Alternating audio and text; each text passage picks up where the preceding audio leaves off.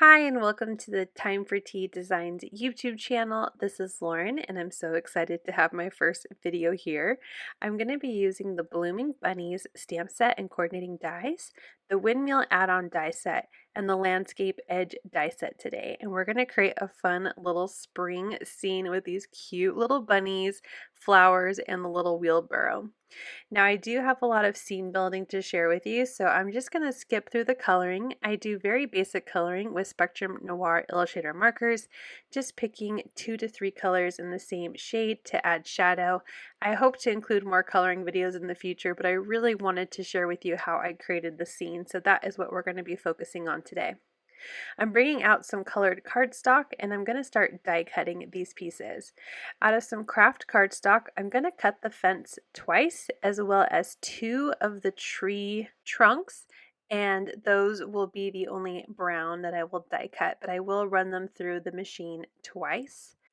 Next, I'm going to jump over to the white cardstock and I'm going to use one of the cloud borders. I'm using the larger cloud to create a edge on this white cardstock, and I will trim everything down. You'll see it later. So I'm die cutting towards the top of all my papers, and then I will trim off anything excess when I get to layering onto the card.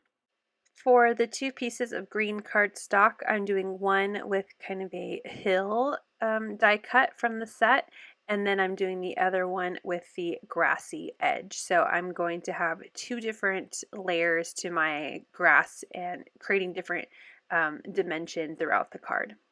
So here are the pieces. I will cut the tops of the trees out of some of the scrap green cardstock when I get there, but let's start with our layering our clouds onto the blue cardstock.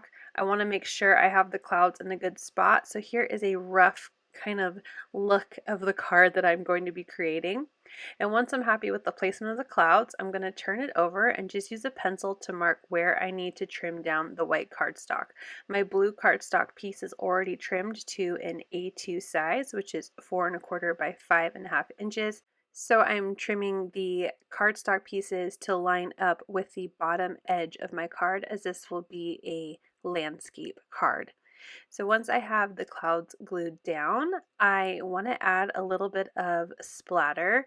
I like to add a little bit of interest to my different pieces of cardstock. So for the sky and clouds, I'm going to bring out some clear, like a shimmer liquid, and I'm just using a mix of that shimmer liquid and water with a paintbrush and splattering it onto my background. Once it's dried a little, I'm going to clean up my workspace and then I will move on to the green parts of my card. Now I wanted to create a kind of grassy hill in the background. When I'm creating a scene, I like to think about what's going to be in the forefront and what will be in the background. So things in the background will need to be smaller and things in the foreground will need to be larger. So I'm trying to create a hilly grass background, but I didn't want to use the actual grass die cut because I want it to be further away. So you wouldn't be able to see the blades of the grass like you would when you're looking at grass closer up. So repeating the same process like I did with the clouds, I marked where I needed to trim my paper down, and then I can adhere that to my background, and that will finish off the layers that will be glued directly to the card base. Well, except for the trees. I will add the trees in just a moment. Now for the middle part of the card, I'm going to have these fences, and I am going to use some super thin foam squares to add a little bit of dimension without it being super bulky, because I'm going to do another layer, which is that grass and the cute little bunnies. So this in-between layer, I didn't want it to be really thick, so I'm going to use a thinner foam square for my fence. I'm figuring out how much I need to trim off because I'm overlapping these pieces to be able to fit across my card in a landscape position. So once I have trimmed that down, I'm going to start adding my foam squares, and I realize that I need to glue my trees down before I start going on to the next layer. So I'm just kind of figuring out the placement of where the fence is going to go, so that way I can also figure out where I'm going to put my trees, and I also need some of that scrap green paper in order to cut the tops of my trees. So doing again what I did with the hill in the background, I'm adding some Distress Oxide to my grass that will be the very front of my card using a Time for Tea blender brush, and then I will adhere this to the card base using some foam tape. Now again, this is a regular foam tape compared to the thinner foam squares that I'm using on my fence, so I still have a layer of dimension, and then I can still have that in between layer without being super bulky for a card. So once that grass is down, I can now add in my trees. So I will die cut the tops of the trees out of that excess green paper. And I'm just going to repeat the same process like I did with the rest of the green on my card. I'm going to add some Distress Oxide to create some dimension and depth in my die cut pieces.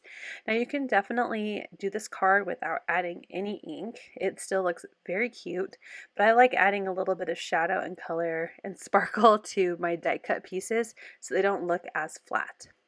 Once I am done distressing the tops of my trees, I'm going to use those trunks and kind of sew them in between the layers of the die cut pieces of the tree.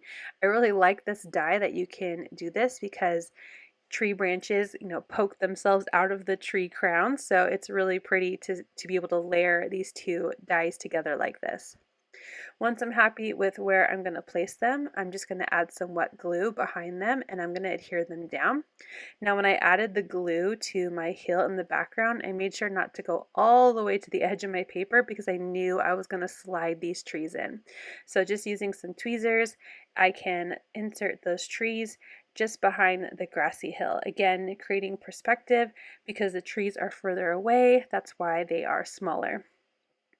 Once those are both glued down, I can finish adding in my foam squares. I probably added far more than I needed, but that's okay. I wanted it to be nice and stable. I'm gluing the edges of the dies from both of my fences together, making sure that they overlap nicely, and then I will continue adding my obscene amount of foam squares behind my fence. I am going to peel off all of those little release papers and try to tuck this in between the two layers of green cardstock because I want my fence to be behind all those little pieces of grass. Now I do have a little bit overhanging on the edges as planned, so I'm just going to use some large scissors and trim that down along the edge of my cardstock, my background. So now my layers are all put together. I love the dimension. I love the perspective. It's turning out to be a really cute scene. So now I can add in my cute little images from the Blooming Bunny stamp set. So I'm just going to use some wet glue and adhere all of these images down. You could also bring back out some more dimension like those foam squares or the thin foam squares to add another layer and pop up your stamped images, but I'm just going to glue everything down because I think the dimension that I have is enough already on the card. So everything is glued directly to the card with some wet adhesive, except for this little bunny here. I put a thin foam square behind his head that overlaps the fence. And once I am all done gluing these images down, my scene is complete, but I want to add a sentiment. So I'm going to do the I blooming love you sentiment. I think that's so cute. And I love that Time for Tea Designs creates die cuts for the sentiments, that kind of a bubble cut around the sentiment.